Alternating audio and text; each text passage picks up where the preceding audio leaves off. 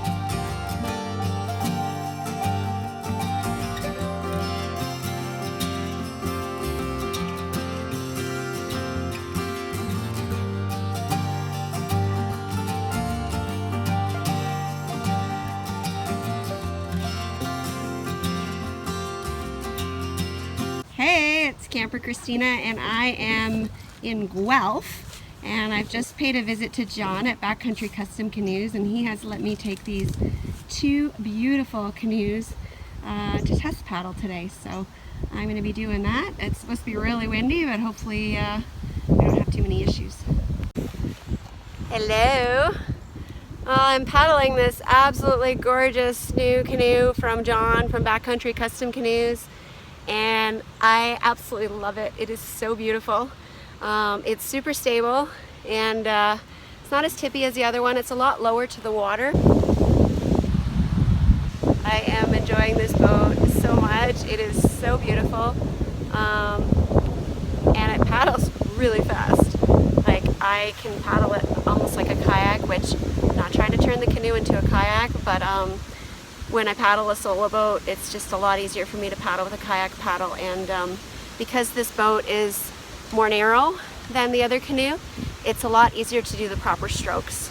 So that's a plus, plus, and a plus.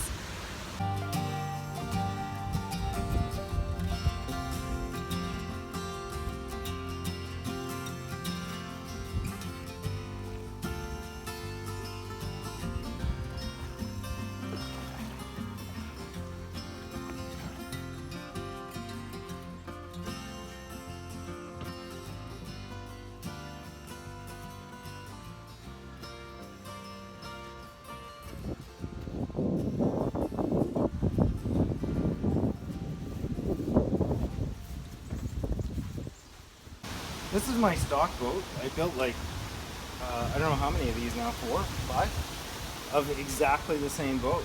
And I'm not a huge fan of 16-foot boats, but because this boat is the shape it is, it's got this just very straight, clean entry, so it's you get about 15'9" of water line on it with 2 people in it. Which makes it okay, and it's light, so it paddles like a 17-footer. I mean, I like long boats. What's the weight on this? 35. Wow. 35. So this one's with cherry accents, ash ribs, some Douglas fir in it, and then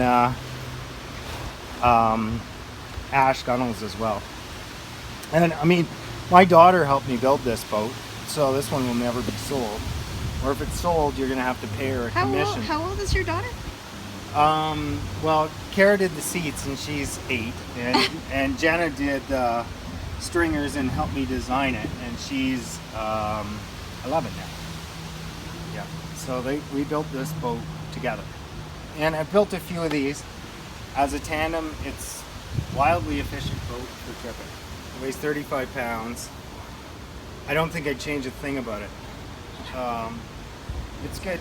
I mean, I did a trip into Algonquin Park this summer and used it as a solo boat with another couple in their family, and so I had, 2 packs, 2 big 100-liter dry bags, and me and the dog, and was doing, single trip portages like it's going out of style. It's just a great boat. I mean, it's just a great paddling boat. It's just a classic shape. It's not a prospector. It's never going to be a prospector. But it's that size. It's the 35 and a half, 36 inch wide boat that's 16 feet long and has about a 650 or 700 pound optimal weight. Fast, easy. I came out of Massasauga with this in a tailwind, and loaded with another person. And I think we did the last 7 kilometers in about 42 minutes or something like that. Wow. Because they get a little surfy, kind of fun. I love this shape. So this is, I mean, I'll build a tandem any shape you want, but this is what I recommend. And this one's been, beaten and dragged pretty good this summer, but I try and do them with that sort of nice low energy shape. I don't want them to be hard to push. Just so you guys know, he doesn't just make solo canoes. That's just my thing. It's my thing too. Does a wheelie through a wave. It's just the craziest boat. What's the seat? And, well, I don't know. The seat's in the garage, but it only weighs, I think this one's 28 pounds. 27, 28. And that's the heavy cloth like that. It's just indestructible cloth. You'll never even scratch that cloth. And this one doesn't have a screw, staple, nothing. So what's this, John? What am I looking at here? This piece is a strong back. So this is my secret way of building these canoes. Really, Is it a secret? Should I not be filming you? Yeah, it's not that secret. It's my way of doing it, but I've never seen anybody really do it like that before. And there's pictures of this on my social media stuff. I bend like 8 to 10 pieces of wood around here, steam bend it, clamp it, and then ultimately glue it, and then cut it in 2 so I have this bow and stern shape. And then once I have those, then I set up the forms based on the boat I want. So this is expandable. I can go to 17 feet, which is about the limit of the boats I can build in my shop. I built them longer, but it's a pain building an 18-foot boat in a 20-foot shop. Mm-hmm. You want to avoid that. I was surprised at the little amount of space you have here that you're building these boats with. Well, it gets tight, but I'm well organized. So I start out by designing the shape, and usually I just sketch that on a piece of paper. I don't have plans. I build every boat Freestyle. Yeah, I build every boat freestyle. In fact, the boat that you had all summer was one form like that. I said that's where I want the widest point in the boat to be. And then, but usually I use 2 or even 3 on the tandems. And I have a pile of these cut out, or I can cut new ones if somebody wants a boat that's a little bit wider or a little bit rounder shape. And this isn't the shape you end up with. This is the shape on the inside of the stringers, less the stretch and the bending and all that kind of stuff. So it's taken, a lot of boats to sort of figure out exactly which way the skin will stretch it and which way the frame will bend and all that kind of stuff. How many boats have you made? Canoes like this, over 20 now, I think, like this. I've built fuselage frame boats and kayaks, and I use a different method for those. This is just a scrap piece. I'm a pack rat. I keep every kind of any wood that's nice I keep, and ultimately it ends up either as shavings in the chicken coop or shavings for a oyster mushroom project that I've got on the go. That kind of I don't like to waste anything. So yeah, so I start like this, and then and you can see this on the Discovery show better, but I have the bow piece and the stern stem, and then I start with a keelson, which is the middle piece, and then I just lay the pieces out and tie wrap them in place. And once I have the rough shape, then I use strings and ropes to get the final shape the look that I want the boat to look like. Mm-hmm. So like you'd shape a surfboard, I'm not building them off of form. So yeah, I can build 3 boats identical, and I've done it, but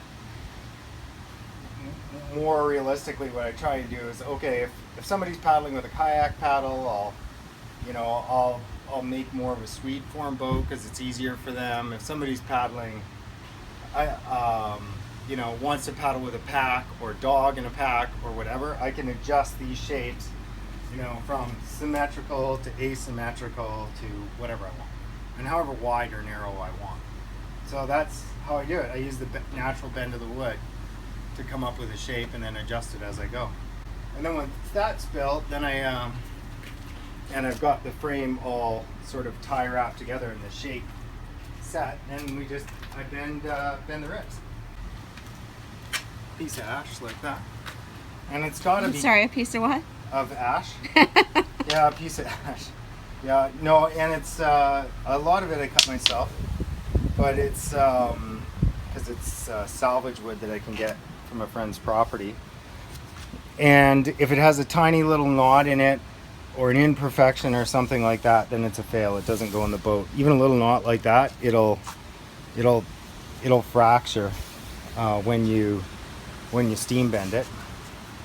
So I'll show you my super high-tech steam benders here. It's a wooden box, and it has a piece of hose. I found a kettle in the garbage, so I went to Home Depot, carried it around until I found a heat-proof hose that fit it, and it just screwed in a hole in the bottom, and then just a cheapest single burner I can find, electric single burner, and plugged in. And there's I use a barbecue thermometer that fits in here, digital thermometer, which is about the most important thing on this whole setup, because it needs to read 212 degrees for at least 20 minutes or this wood will not bend. So you start with something that's like this, and you'll never bend it. And once it's steamed, it does 2 things. I mean, the one thing it does is it softens the lignin and lets you to bend it, but it also, I think it also makes it harder and stiffer too. Like, I mean, this is just much stronger even with the bend than that piece.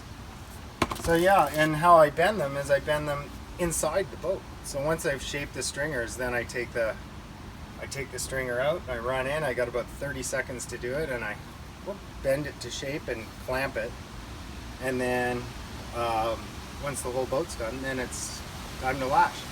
The lashing looks like this. Really exciting. So this is a lashing.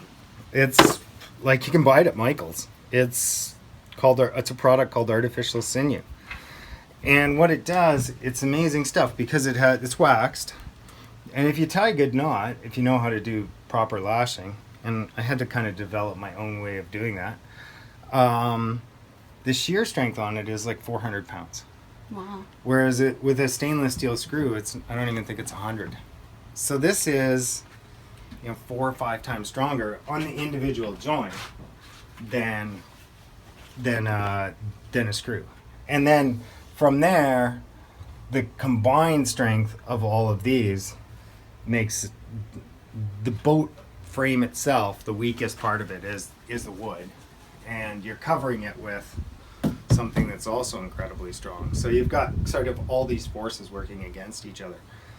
And so once it's all done, once it's all lashed, then it gets 2 sometimes 3 coats of varnish on the frame, because especially the lighter woods like cedar are really porous and they'll suck in a fair bit of the varnish. So sometimes it takes a few coats to get the varnish to the point where the water beads on it like this, you know.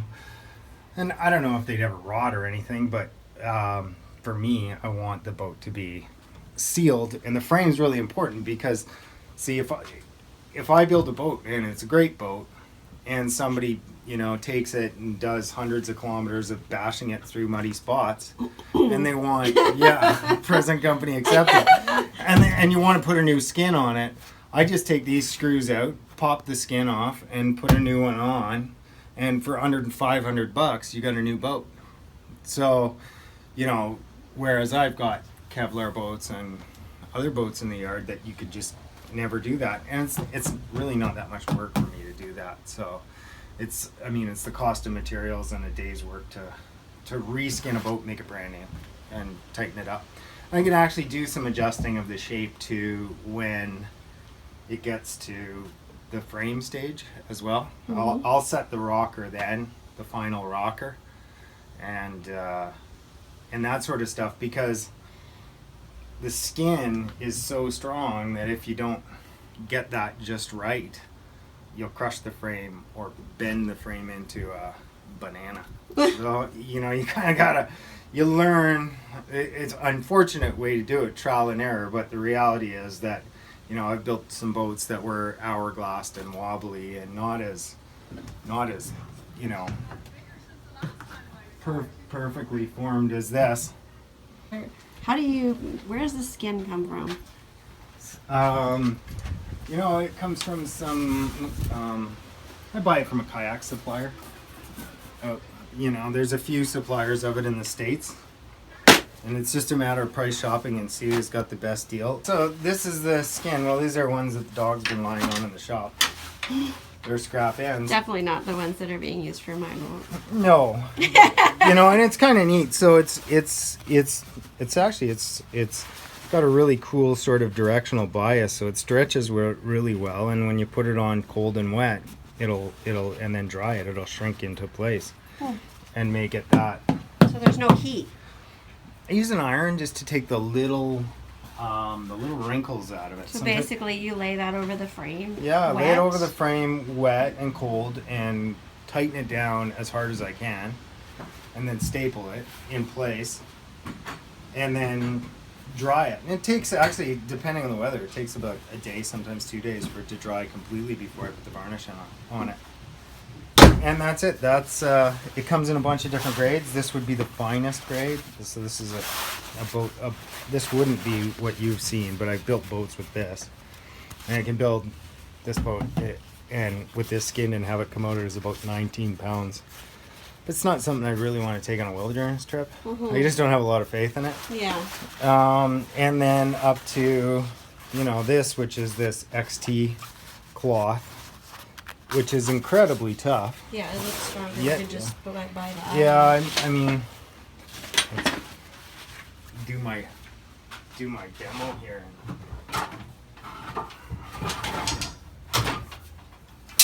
Should have had a nice backcountry axe here, but if you know.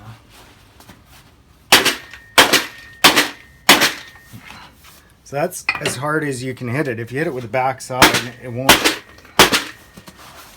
make any holes.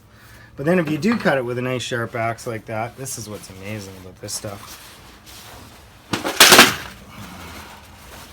I lost my cut. I know I nicked it somewhere.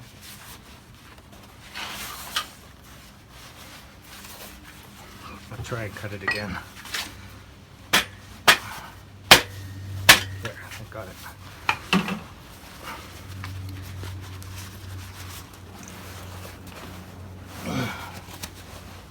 You can never, it's like the ultimate ripstop fabric. You cannot tear it no matter how hard you try. And even though that's like basically paper thin, it'll never tear. So if you did hit a rock with that and you did manage to tear it, and I don't know how, it would be one heck of a shot to be able to do that. I've never been able to tear a hole in one. But if you did tear a hole in it, a piece of duct tape will fix it every time. Like, you'll never get a hole bigger than that. And then I use it, I mean, that's why the scrap is in the shop, that if I did ever tear a piece, or if you get a bad nick in it or something, you can just cut a piece off. Patch it. Yeah, just glue it on the outside. So, to the contrary of what most people think, these boats are not very delicate at all. They're extremely strong. No, I named the company Backcountry Custom Canoes because I'm not building boats to have, to not be used. I mean, I use these boats in the bush, and I go places that most people wouldn't even imagine going.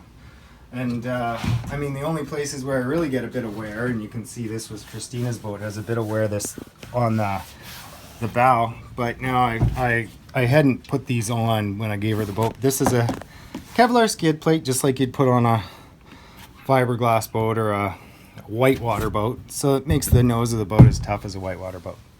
Nice. So, you know, the skins, although I don't think they last forever, they're really easy and cheap to replace, and you know, you'd get a lot of seasons out of one, a lot of hardcore sort of stupidity before you'd say, geez, it's time for me to invest in a new skin. And it's really not that expensive to do. It's not substantially more than repairing a Kevlar boat. Nice. So that's how I build them. That's cool. Been wilderness canoeing for 40 years, and I never lost a boat until I started to build my own. I've had to do a few swims. I'm not too proud to say that. They'll do take flight.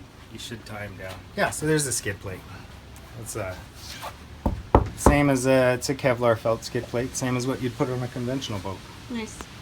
You know, not that they really need it, because you've seen your videos of what you did to that boat, and you didn't put a hole in it. No, I'm really surprised actually. I'm very hard on my equipment, and I'm not as I call it, a plastic covered couch kind of person. You know, I buy something, I want to use it, and I don't want to baby it. You know, I use it and I give it my all, and I didn't have any problems with that boat. I'm amazed that I didn't put a hole in it, but it's super strong, and now I can see why. Yeah, you know, these boats just kind of came to me. They're not, I certainly didn't have a plan to be a boat builder, but when I built one, it was so amazing. And people liked them so much, and had so much fun paddling on them. And I was loving paddling them and loving carrying them. I just, you know, sort of my motto or my mantra while I'm building them is why would you ever want to not go out and paddle the best boat you can? Exactly. I mean, your spare time, your wilderness time is so precious that even if you just get a little bit of it, make the experience the best possible experience it can be. That's my logic anyway. But you know, I can build these boats in my garage. So, you know, for now. Yeah. I'd like to move out of here eventually. Well, thanks so much, John, for explaining your process of how you make these beautiful canoes. And if you guys want some more information, I'll put the website link down at the bottom here of the video, and you can check out the website. And if you have any questions, contact John. He's a great guy, and he's easy to talk to, and he'll be happy to answer any questions that you have.